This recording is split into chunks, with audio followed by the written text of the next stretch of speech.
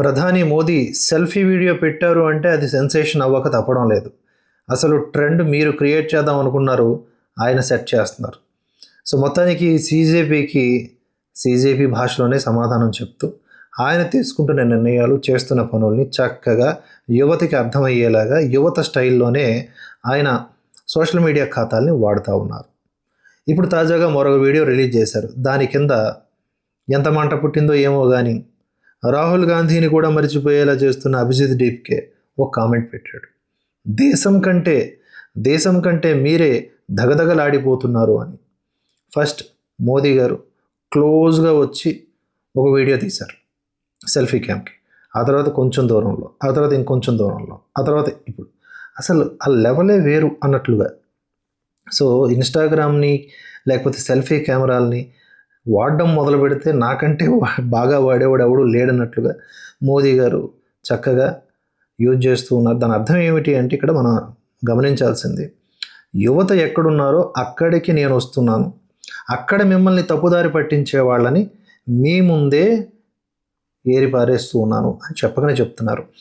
తాజాగా ఆయన తీసుకున్న నిర్ణయాల గురించి చెప్తూ ఉన్నారు. దానికి ఈ అభిజిత్ డీప్కే కింద కామెంట్ చేశాడంట ఈ విధంగా, దగదగలాడిపోతున్నారని.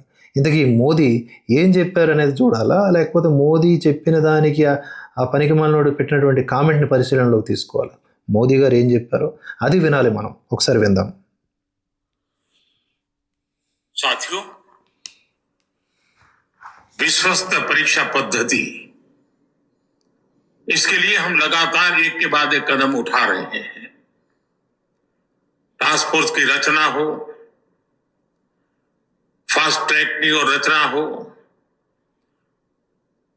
राज्यों के सुझावों को ध्यान में लेना हो, क्योंकि पिछले कई दशकों से हर राज्य और केंद्र सरकार इस प्रकार की पेपर लीक की परेशानी झेल रहा है.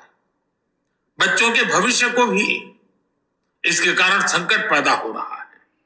इन सब को ध्यान में रखते हुए देशव्यापी सभी राज्यों में भी और केंद्र में भी शिक्षा पद्धति में सुधार अनिवार्य हो गया है. टेक्नोलॉजी के भरपूर उपयोग की आवश्यकता हो गई है और साथ साथ फिर से कोई पेपर माफिया, पेपर लीक करने वाली गैंग, देश के बच्चों के भविष्य के साथ खिलवाड़ करने वाली गैंग, उनको बख्शा नहीं जाएगा. ऐसे कठोर कानूनों की भी जरूरत है. हम संसद में बिल लेकर के गए थे और जैसा मैंने आपको वादा किया था, गत 2 दिन संसद के दोनों सदनों ने, अधिकतम माननीय सांसदों ने विस्तार पूर्वक उससे चर्चा की है और आज दोनों सदनों ने इस कठोर कानूनों वाले, प्रावधानों वाले इस बिल को पास कर दिया है. अब विश्वस्त परीक्षा पद्धति की दिशा में जाने में एक महत्वपूर्ण काम पूर्ण हुआ है. काम आगे भी चलता रहेगा. हम ऐसी परिस्थितियों को लंबे समय तक नहीं चलने देंगे. इस विश्वास के साथ साथियों, आइए हम सब मिल करके विकसित भारत के स्वप्न को पूर्ण करने के लिए कंधे से कंधा मिला करके चले. बहुत बहुत धन्यवाद. సో ఆయనే కెమెరా ఆన్ చేసుకోవడం, కెమెరా ఆఫ్ చేసుకోవడం, అది ట్రెండ్. మనం ఇంకొక పాయింట్ కూడా గమనించాలి ఇక్కడ. ఒకవేళ విద్యార్థుల కోసం అని చెప్పేసి ఈ బిల్లుని ఎలాంటి నిరసనలు, ఎలాంటి ఆందోళనలు లేకుండానే ముందుగానే ఒక 6 నెలల క్రితం అనుకోండి ఇలాంటి ఒక బిల్లుని తీసుకొచ్చింది అనుకోండి బీజేపీ, ఆ బిల్లుని వీళ్ళంతా కూడా వ్యతిరేకిస్తూ అందులో కూడా ఏవో కొన్ని లోపాలని పట్టుకొని లేదా లోపాలు ఉన్నాయని ఎత్తి చూపించి విద్యార్థులను అణచివేస్తున్నారు ఈ బిల్లుతో అని చెప్పి వీళ్ళు ఆ బిల్లుకి అగెనిస్ట్గా ప్రొటెస్ట్ చేసేవాళ్ళు.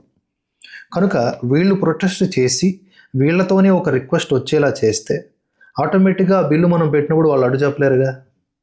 ఇదేదో బాగుంది, దీన్ని నెక్స్ట్ ఇంకేదన్నా బిల్లు తీసుకురావాలనుకోండి, దానికి రిలేటెడ్గా ఒక ఇష్యూని జనరేట్ చేసి తద్వారా వీళ్ళతోనే అనిపించి వీళ్ళ కోసం అని చెప్పేసి ఏదో బాగుంది, బాగా ఆలోచిస్తే పనికొచ్చేలాగా ఉంది. మొత్తానికి అది మోదీ గారు అయితే చాలా చక్కగా చెప్పారు. కఠినంగా ఉండబోతున్న ఈ నిబంధనలు, బిల్లుని పాస్ చేయడం జరిగింది 2 సభల్లో. ఇక ఎవడు తప్పించుకోలేడు. అన్ని రాష్ట్రాలు ఈ ప్రాబ్లంని ఫేస్ చేస్తూ ఉన్నాయి. సో ఇకపై అందరం జాగ్రత్తగా పనిచేస్తాం. విద్యార్థుల భవిష్యత్తు కోసం ఎంత చేయాలో అంత చేస్తామని ఆయన చెప్పడం జరిగింది. That's all.